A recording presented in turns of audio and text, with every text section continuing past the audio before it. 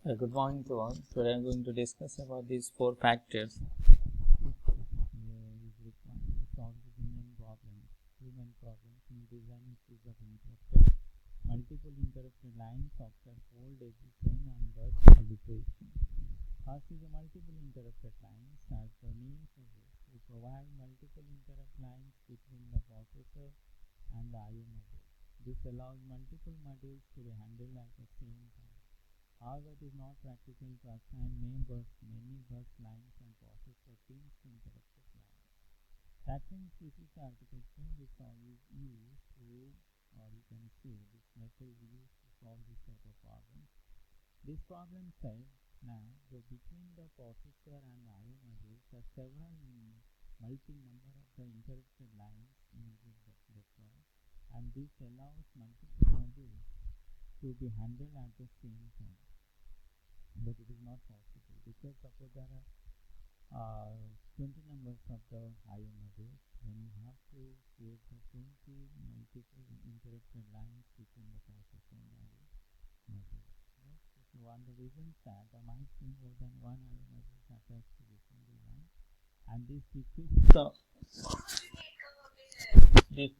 the purpose of this technique, and these three techniques of the latter are usually used together with this technique to rectify its problems.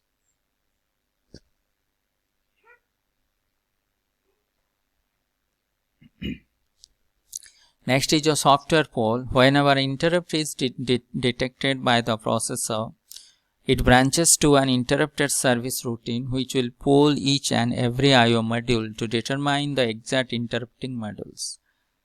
The processor raises a poll which could be in the form of a command line, and consequently the address of the respective I/O module which is interacted by the poll will be placed on the address lines.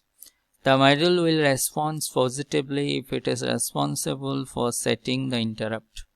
On the other hand, every I/O module has an addressable status register, and this register can be read by the processor to determine the interrupting module. After that, the processor is then branched to a specific device service routine, and the downside to this technique is that it is the time consuming. Next is your decision or hardware poll. That is the software poll, this is the hardware poll. This is actually a hardware poll. The interrupted acknowledged line is daisy chain to all the modules. Whenever there is an interrupt, the processor send out an interrupt not acknowledged, which will propagate throughout the series of I/O modules, and this process will continue until it reaches a requesting module. The module will respond by placing a word on the data lines. The word is known as the vector, and this vector can either be the address of the module or a specific identifier. The processor subsequently directs the module to its specific device service routine based on its vector, and this technique is also known as the vector interrupter. It completely removes the need for the interrupt service routine. Next is bus arbitration. The last method, which also utilizes the vectors, interrupts in its bus arbitration. This method involves the I/O module gaining control over the bus before requesting for the interrupt. This is limited to only one module at a time, and the processor sends an acknowledged signal whenever it detects an interrupt. The requesting module then places its vector on the data lines. Right. Next is your drawbacks of programmed I/O and interrupted driven I/O. What are the drawbacks? In programmed I/O, the processor keeps on scanning whether any device is ready for data transfer. If an I/O device is ready, the processor fully dedicates itself in transferring the data between I/O and the memory. It transfers data at high rate, but it cannot get involved in any other activity during data transfer. This is the major drawback of programmed I/O. But in interrupt-driven I/O, whenever the device is ready for data transfer, then it raises an interrupt to a processor. processor completes executing its ongoing instruction and saves its current state. It then switches to the data transfer, which causes a delay. Here the processor does not keep scanning for peripherals ready for data transfer, but it is fully involved in the data transfer process. So it is also not an effective way of data transfer.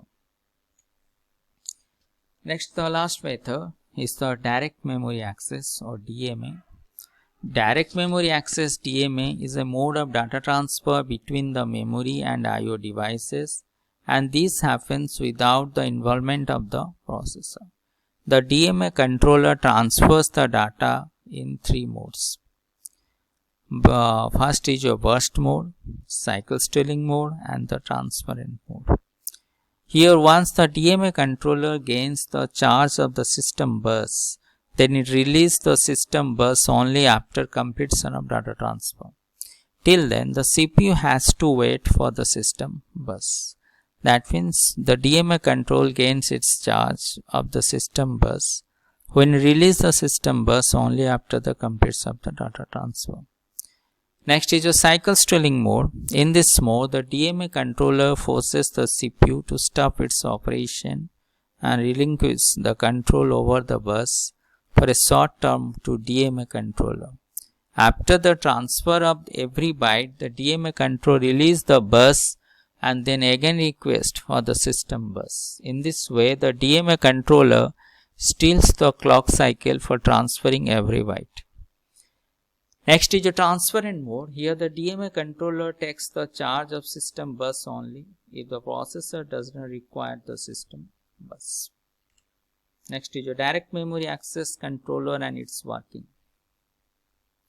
Whenever an I/O device wants to transfer the data to or from memory, it sends the DMA request DREQ to the DMA controller, and DMA controller accepts the DREQ and asks the CPU. DREQ means is your DMA request. Asks the CPU, here in the picture, CPU, and to hold for a few clock cycles by sending is the hold request HLD. CPU receives the hold request from DMA controller and relinquishes the bus and sends the hold acknowledgement to the DMA controller.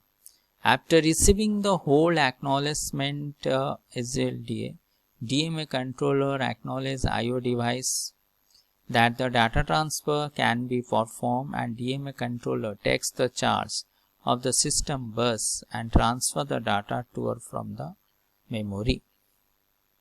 When the data transfer is accomplished, the DMA raises an interrupt to let know the processor that the task of data transfer is finished, and the processor can take control over the bus again and start processing where it has left.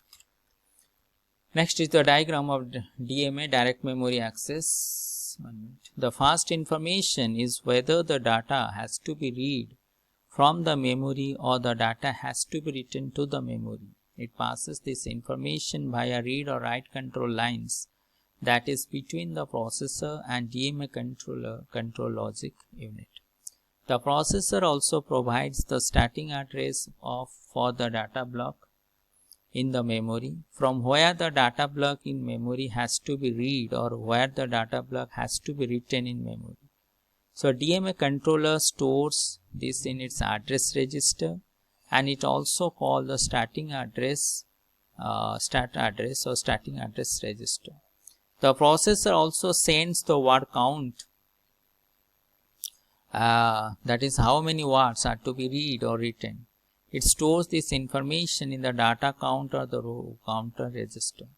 The most important is the address I/O devices that wants to read or write data, and this information is stored in the data register.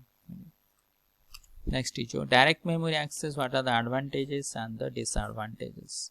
Here the advantages: transferring the data without the involvement of the processor will speed up the read-write task. DMA reduce the clock cycle required to read or write block of data. But the disadvantage, that is that the hardware unit, it would cost to implement a DMA control in the system. Cache coherence problem can occur while using DMA controller. Next is your configuration of DMA. DMA mechanism can be configured in variety of ways, which are single bus detached DMA, single bus integrated DMA IO, and IO bus. In single bus or detached DMA, all modules share the same system bus. The DMA module is acting as a surrogate processor, which uses programmed IO to exchange data between memory and an IO module through the DMA module, right? So these are the now single bus detached DMA, but here the single bus is used, but DMA is also detached. That means DMA is as a individual unit connected to this here. Next, a single bus integrated DMA. Look here, single bus but integrated. That means IO modules are integrated with the DMA modules. In this configuration, there is a path between the DMA module and one or more IO module that does not include the system bus. That means this IO is not directly connected with this right now. So DMA, the IO modules are integrated with the DMA.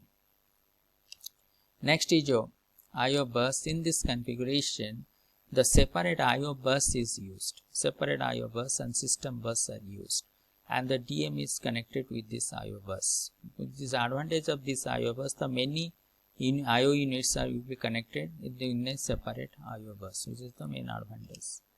Next is your IO. What is the IO processor? The input-output processor is a specialized processor which loads and stores data into memory along with the execution of IO instruction.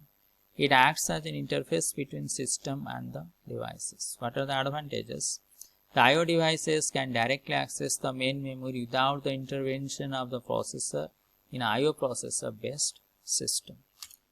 IO channels. These IO channels is an extension of the DMA concept. It has ability to execute IO instruction using special purpose processor on IO channel and complete control over IO operation. These IO channels are divided to selector channel and the multiplexer channel. First come to the selector channel. In selector channel controls multiple high-speed devices. It is dedicated to the transfer of data with one of the devices. That means high transfer data with in control multiple high-speed devices. Multiplexer channel. Multiplexer channel is a DMA controller that can handle multiple devices at the same time. It can do block transfer for several devices at once. So this is all about the chapter number 5. So thank you to all, and before closing, this is the IO channel, IO processor, multiplex channel. This is there. Okay, thank you to all. So in the next class we move to the chapter number 6. Thank you.